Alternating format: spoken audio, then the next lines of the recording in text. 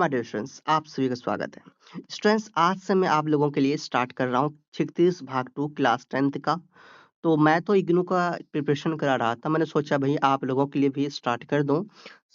आप लोगों का क्लास 10th स्टार्ट हो चुका है, जहां आप लोगों का हिस्ट्री भी कराया जा चुका है ना। हिस्ट्री का अब तक 3-4 चैप्टर हो चुका है। ठीक है, तो बहुत ही जल्द आप लोगों का सारा चैप्टर हो जाएंगे। बहुत अच्छे से समझाया जा रहा है, बहुत ईज़ी लैंग्वेज में। तो इस श्रेणी में आपको हर सब्जेक्ट ईज़ी लैंग्वेज में समझाया जाएगा।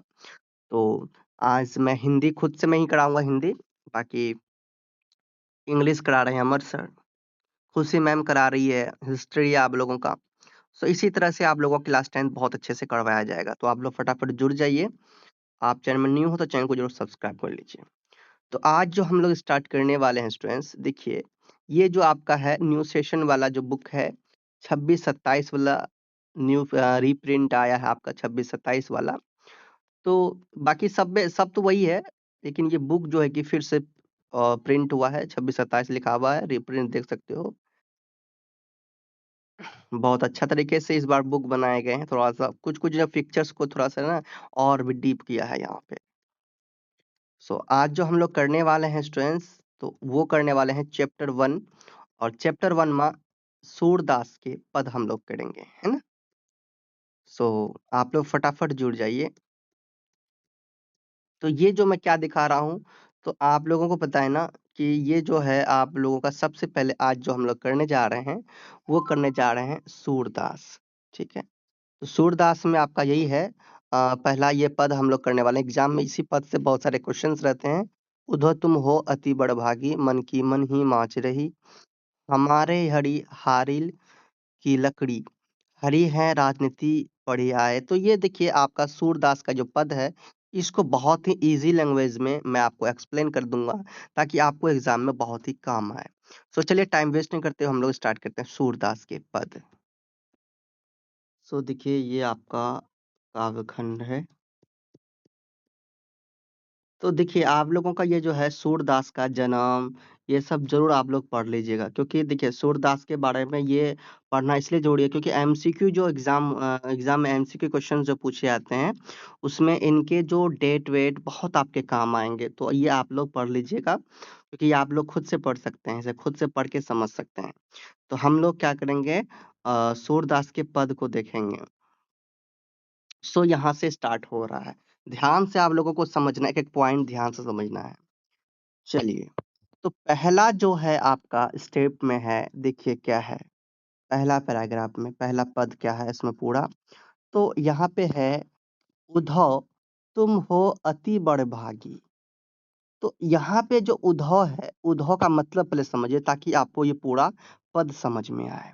तो उद्धव जो है कि वो कृष्ण के सबसे खास मित्र थे, ठीक है? बहुत ही खास मित्र, करीबी मित्र थे। तो अब आप लोग समझ गए कि उद्धव कौन थे? ये खास मित्र थे। तो यहाँ पे जो है कि पद में गोपियाँ हैं। गोपियाँ किससे बात कर रही हैं? गोपियाँ बात कर रहे हैं उद्धव से। कि तुम हो बड़भागी, है ना? तो ये मैं आपको बताऊँगा। और यहाँ पर उद्धव जो है कि कृष्ण का जो संदेश लेकर कहाँ आए थे? वृंदावन आए थे। तो उद्धव क्या किए थे भाई?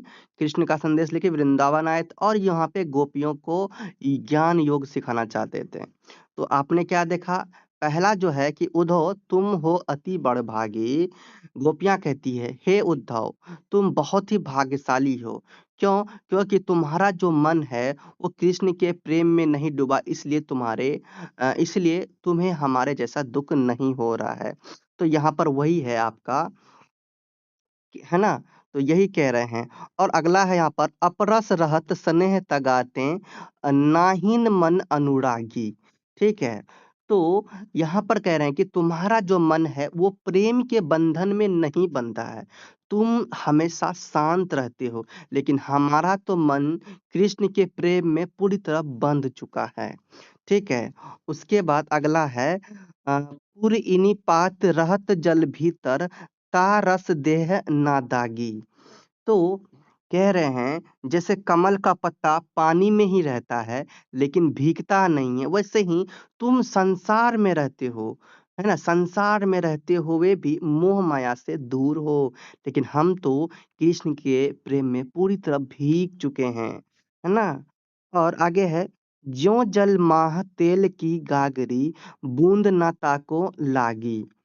तो जैसे पानी में तेल से भरा घड़ा डाल दो, फिर भी पानी और पानी जो है कि और तेल नहीं कभी मिलते। क्या कह रहे हैं? ध्यान ध्यान से समझिए। इस लाइन में आपके ये कह रहे हैं कि जैसे पानी में तेल से भरा जो घड़ा डाल दिया जाए, पानी में है उसमें तेल डाल दिया जाएगा, फिर भी कभी पानी और तेल आपस में नहीं मिलेंगे। उसी तरह ये कह रही है गोपियां कि उसी तरह अब हमारा मन जो है किसी और से नहीं मिल सकता। हमारा मन सिर्फ कृष्ण का ही है, हमारा मन में सिर्फ कृष्ण है। हम सब कुछ कृष्ण के लिए ही न्योछावर कर दिए हैं। आगे है, प्रीति नदी में पाँव ना बोरियो, दृष्टि ना रूप पड़ागी। तो तुमने प्रेम की नदी में कभी कदम ही नहीं रखा है ना? कौन कह रहे हैं? गोपियां कह रही है। कौन? किससे? उद्धव से, कि तुमने प्रेम की नदी में कभी कदम ही नहीं रखा, इसलिए तुम्हें तो प्रेम का दर्द ही नहीं पता। सो सूरदास अबला हम भोरी, गुर चाटी ज्यों पागी। तो समझिए, सूरदास कहते हैं तो हम गोपियां बहुत कमजोर हैं, हमारा मन प्रेम का भारी बोझ नहीं संभाल पा रहा। तो आपने समझा कि भाई, तो इसने आपने क्या समझा? तो ये सूरदास के द्वारा बनाया गया है। और अबला हम्भोरी गुड़ चाटी ज्यों पागी। समझ गए कि भाई ये हम गोपियां बहुत कमजोर हैं, हमारा मन प्रेम की भारी बोझ नहीं संभाल पा रहा। तो इस पद में आपने क्या देखा? ये जो आपको पद मैंने आपको बहुत ही प्रेम से समझाया, तो मजा आ रहा है ना भैया? चैनल को सब्सक्राइब कीजिए, सब्सक्राइब कीजिए, शेयर कीजिए अपने दोस्तों के पास, तो वो भी अपना क्लास यहाँ पर अटेंड करेंगे। बहुत ही मजा आएगा आप लोगों को। तो इसमें यही पता चला कि सच्चा प्रेम केवल वही समझ सकता है जिसने प्रेम किया है। आपने कभी किसी से प्रेम किया तो आपको ही पता होगा कि ये प्रेम क्या होता है। तो भला अभी प्रेम नहीं करना, अभी प्रेम किसी से नहीं करना। तो आप जिस एज में हो, क्लास 10th का, इस एज में आप लोग प्रेम बिल्कुल भी मत करना। जब तक लाइफ में सफल नहीं हो जाते, कुछ बड़ा नहीं कर लेते लाइफ में, तब तक प्यार के जाल में नहीं फंसना है। अंडरस्टैंड? सो तो ये जो है उद्धव है, बाकी ये गोपियां हैं। चित्र कितना सुंदर है, आप लोग देखिए। ये गोपियां इनको उद्धव को कह रही है ये पद में। समझ आ गया? अगला चलिए, अगला पद हम लोग देखते हैं, अगला हम लोग समझते हैं बढ़िया से। तो अगला भी पद में टू है। पद टू में आपका क्या है भैया? समझिए। पहला है, मन की मन ही माज रही। मन की मन में मन की मन ही माज रही, मतलब ये अर्थात क्या हुआ कि हमारे मन की बात मन में ही रह गई। हम कृष्ण से जो कहना चाहते वह नहीं कह पाए, है ना? और आगे है कि कहिए जाई कौन पे उधो, नाही पड़त कहीं, नहीं पड़त कहीं। तो क्या कह रहे हैं भाई कि जब हम अपना दुख किससे कहें? हम जो है कि अपना दुख किससे कहें? कृष्ण तो यहाँ है ही नहीं। तो जब कृष्ण है ही नहीं तो हम दुख अपना किसको सुनाएं, किससे कहें? आगे है, अवधि आधार आस आवन की, तन मन विधा सही। तो कह रहे हैं कि कृष्ण ने कहा था कि मैं जल्द ही वापस आऊंगा। इस लाइन में आपका कह रहे हैं कि गोपियां, कि कृष्ण ने कहा था कि मैं जल्दी वापस आऊंगा, है ना? और हम उसी उम्मीद में जीते रहे, लेकिन वे तो आए ही नहीं। अब इन जोग संदेशनी सुनी सुनी, बिरहिनी बिरह दही, है ना? अब तुम हमें प्रेम की जगह योग और ज्ञान की बातें सुना रहे हो, इससे हमारा दुख और भी बढ़ रहा है भाई, और भी बढ़ रहा है। कौन? सूरदास कह रहे हैं, है ना? गोपियां कह रहे हैं। तो अब यहाँ पर सूरदास कहते हैं, तो अब क्या कहते हैं? समझिए, ध्यान से समझेंगे तभी आपको सारा पॉइंट समझ में अच्छा से आएगा। ध्यान से नहीं समझेंगे तो आपको कुछ समझ में सही से नहीं आएगा। चाहती हूँ ती गुहारी जितही ते, उतते धार बही।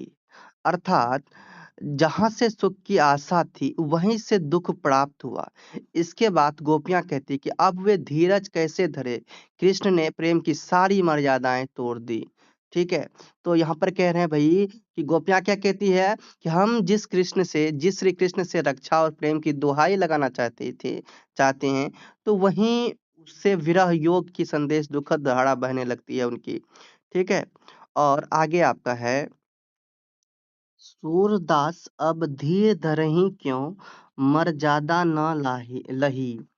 तो इसका क्या मतलब हुआ कि सूरदास कहते हैं कि अब गोपियों के लिए धैर्य रखना मुश्किल हो गया। दुःख इतना बढ़ गया है कि संयम टूट गया। ठीक है? तो यहाँ पे आपने क्या देखा कि जो गोपियाँ कृष्ण के वियोग में बहुत दुखी है और उद्धव से क्या कह रहे हैं? उद्धव से योग के उपदेश से उनका दुःख कम नहीं हो रहा बल्कि और बढ़ रहा है। तो युद्ध उद्धव जो योग कराने के लिए आए हैं, तो वो योग नहीं करना चाहती, वो बातें सुन के और भी गुस्सा हो रही वो, है ना? तो चलिए अगला हम लोग पद 3 देखते हैं। हमारे हरि हारिल की लकड़ी। अर्थात जैसे हारिल पक्षी लकड़ी को कभी नहीं छोड़ता, वैसे ही हम कृष्ण को कभी नहीं छोड़ सकते। मन क्रम वचन नंद नंदन उर यह दृढ़ कड़ी पकड़ी। तो अर्थात यहाँ पर यह कहा गया है कि हमने अपने मन, कर्म और वचन से कृष्ण को अपने हृदय में मजबूती से बसा लिया है। और आगे है जागत सोवत स्वप्न दिवस निसी कान्हा कान्हा जकड़ी। अर्थात ये इसमें ये कह रहे हैं कि भाई हम दिन रात जागते सोते अपने और सपनों में भी केवल कृष्ण का ही नाम लेते हैं। सुनत जोग लागत है ऐसो ज्यो करोई ककड़ी। तो कह रहे हैं तुम्हारा योग का उपदेश हमें कड़वी ककड़ी जैसा लगता है। सो आगे है तो व्याधि हमको ले आए देखी सुनी ना कड़ी। तुम हमारे लिए ऐसी बीमारी योग का उपदेश लेकर आए हैं जो हमने कभी ना देखी और ना ही सुनी। लास्ट है इसमें यह तो सूर तिन्हीं ले सोपो जिनके मन चकड़ी। अर्थात सूरदास कहते हैं कि यह योग उन्हीं लोगों को सिखाओ जिनका मन इधर उधर भटकता है।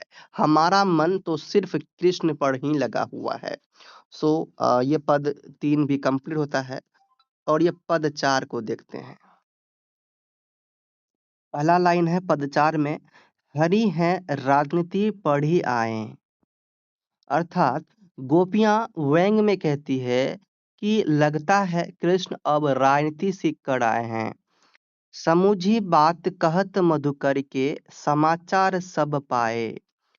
अर्थात हे उद्भव तुम्हारी बातों से हमें कृष्ण की सारी बातें समझ में आ गई।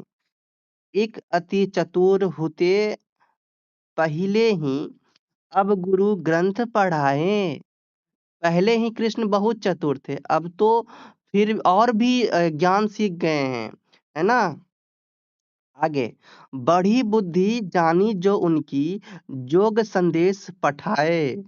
अपनी बुद्धिमानी दिखाने के लिए उन्होंने हमारे पास योग का संदेश भेज दिया। उधो भले लोग आगे के पर हित डोलत धाये।